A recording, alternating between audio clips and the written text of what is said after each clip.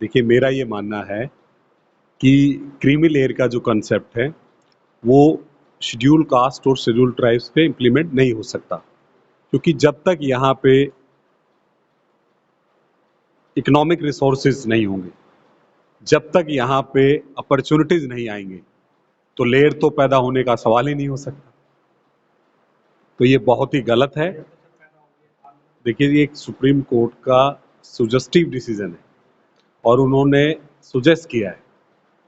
तो सुजेस्ट किया है किसी भी बात को, उसमें हो सकता है 10 साल, 15 साल, 20 साल, 25 साल, कब की क्या बातें हो। तो इस पे ये मैं एक तरीके से कह सकता हूँ कि जिस तरीके से वर्तमान में जो सामाजिक आंदोलन है या इस देश की राजनीति है, वो कहीं ना कहीं सामाजिक न्याय के इर्द गिर्द आ गई है। तो जो इस देश के हुक्मरान लोग हैं, वो नहीं चाहते कि सामाजिक न्याय के इर्द गिर्द इस देश में कोई सामाजिक आंदोलन हो या इस देश की राजनीति सामाजिक आंदोलन की तरफ जाए। ये एक उनका फैसला है कि ताकि ये लोग जो हैं सामाजिक न्याय से दूर चले जाएं और दोबारा से वहीं पे आ जाएं उसी मुद्दे पे। देखिए, चंद्रशेखर जी का अपना एक पार्टी है, वो मेंबर ऑफ पार्लियामेंट है और इस देश का संविधान सबको आज़ादी देता है अपनी बात रखने का, अधिकारों के लिए आंदोलन करने का। तो उसमें तो मेरा कोई, मैं कुछ नहीं कह सकता कि उनका क्या मुद्दा था। उनकी अपनी राय, अपना पॉलिटिकल, नहीं, जहाँ तक मुझे लगता है कि जो मेरी जानकारी है, रामलीला मैदान की उनकी परमिशन को रद्द कर दिया गया था, इसलिए उन्होंने बाद में ये वेन्यू उसको रखा। देखिए, असली आंदोलन जो है वो पार्लियामेंट के अंदर होना चाहिए। किस तरीके से बहुजन समाज जो है अपनी वहाँ पे 450 500 की संख्या पहुँचाए और उसके बाद जो है हम जहाँ चाहें वहाँ पे मूर्तियाँ लगा सकते हैं। वैसे बता दें कि भाई पूरे दुनिया में इस समय पे बाबा साहब की सबसे ज़्यादा मूर्तियाँ हैं, पूरे देश में सबसे ज़्यादा मूर्तियाँ हैं। ऐसा कोई खास तौर पे अगर आप उत्तर प्रदेश में जाएँगे तो आपको शायद कोई गाँव ऐसा ना मिले जहाँ पे बाबा साहब की प्रतिमा ना हो। पूरी दुनिया में सबसे ज़्यादा रिसर्च इस समय पे बाबा साहब पे हो रही है। उनके नाम के रिसर्च सेंटर सबसे ज़्यादा उनके नाम पे खुले हुए हैं। यूनिवर्सिटीज़ वर्ल्ड ओवर उनको रिकॉग्नाइज़ कर रही हैं। तो ये 2-4 अगर लोग इस तरह की हरकत करके थोड़ा-सा उत्तेजना पैदा करना चाहते हैं, मतलब जो मूर्ति इधर से हटा के उधर करना चाहते हैं, वो एक बुझते हुए दिए की फड़फड़ाहट, इससे ज़्यादा कुछ नहीं। हाँ, अलग थी, बहुत बढ़िया मूर्ति है वो, लेकिन ये है कि भाई सेंटर प्लेस पे लगेगी। जैसे ही आपकी पावर आएगी, आपकी सत्ता आएगी, तो वो संसद के बिल्कुल मेन सामने लगेगी। करना पड़ेगा और उसके लिए हमें चलना पड़ेगा। आंदोलन ही एक रास्ता है, आंदोलन से कुछ क्यों नहीं हो सकता।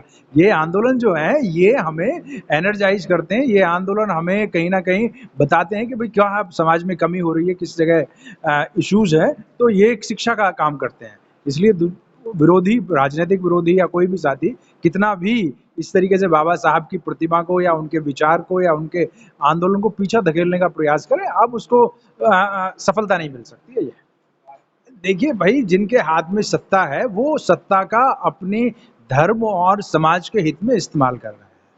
अभी हमारे सामने समस्या ज्यादा बड़ी ये आ रही है कि हम रिएक्ट कर रहे हैं।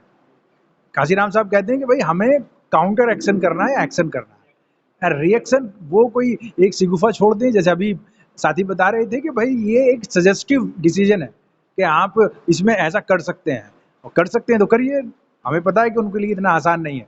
बाकी उनका ये उनकी ये रणनीति है कि किस तरीके से डिवाइड किया जाए और डिवाइड करके खत्म किया जाए। लेकिन मैं समझता हूं कि बाबा साहब का आंदोलन, बहुजन आंदोलन आज बहुत सशक्त हो चुका है और रिजर्वेशन जैसे छोटे मुद्दे पे समाप्त नहीं हो सकता, उसको खत्म नहीं किया जा सकता। ना ही जो एकता पिछले 75 साल में संविधान के लागू होने के बाद से खासतौर पे इस समाज के अंदर आई है, उसमें उसको इस तरह के किसी शातिर डिसीजन से तोड़ा जा सकता है। देखिए, जहाँ तक क्रीमी लेयर का सवाल है, वो तो हो ही नहीं सकता SC ST के मामले में। संविधान इसकी कहीं भी परमिशन नहीं देता है आपको। ये कोई आर्थिक मुद्दा नहीं है, आर्थिक ग्राउंड पर नहीं है रिजर्वेशन या पार्टी रिप्रेजेंटेशन, ये कास्ट बेस पे है। तो यहाँ क्रीमी लेयर कास्ट के मैटर में नहीं आएगी, आना भी नहीं चाहिए। और अगर ये इकोनॉमिक वाली बात होती तो ऑलरेडी इन्होंने OBC के मामले में तय कर दिया है ना। नंबर 2, CGI के घर पे मोदी जी पहुँचे, बहुत बड़ा खेल है ये। खेल आपको समझ में आए या ना आए, लेकिन देश के लोग, जो समझदार लोग हैं, वो समझ रहे हैं कि अब देश की ब्यूरोक्रेसी और जुडिशरी एक है। ये एक मैसेज गया। ये मैसेज बाबा साहब ने बोला था कि जब इस तरह की बातें होंगी तो समझ लो इस देश का बेड़ा गर्क है। अब उस बेड़ा गर्क को बचाने के लिए बाबा साहब की जो गाइडलाइंस है उसमें हमको जाना पड़ेगा, और उनकी सीधी गाइडलाइंस है जिसका आज हम आपके सामने पेश हुए हैं, बात हुई है, और उम्मीद करते हैं कि इनके मंसूबे धरे के धरे रह जाएंगे और इस देश में कॉन्स्टिट्यूशनलिज्म हावी रहेगा। मैं ये चीज़ आपने ऐसी कह दी, मैं इस बात को 2014 से बोल रहा हूँ, जिस समय जीरो आई थी। 19 में अखिलेश के साथ में पैक्ट होकर इनकी 10 सीटें आ गई, वो मुझे उम्मीद भी थी कि कुछ बढ़ेंगी। बाद में जैसे इन्होंने अखिलेश से फिर तोड़ा, यानी बाबा साहब की बात को नहीं माना, दलित पिछड़े एक न होने की बात शुरू कर दी, तो मैंने पहले ही भविष्यवाणी कर दी थी, लोगों को बुरा लगता था कि जीरो रहेगी, और 2024 में जीरो ही है। आगे भी मैं आपको बता दूं कि रवैया यही रहेगा, तो ये कहीं की नहीं है, वैसे भी कहीं की नहीं है। मुझे बड़ा अफसोस होता है जिस पार्टी को हमने खून पसीने से सींचा उसके बारे में हमको ऐसा वक्त देना पड़ रहा है। ये हमारी समय की पुकार है, हमें किसी से कोई विद्वेष नहीं है। पार्टी हमारी थी लेकिन आज नहीं है, आज वो सवर्णों की पार्टियों का एक अंग है। That's all,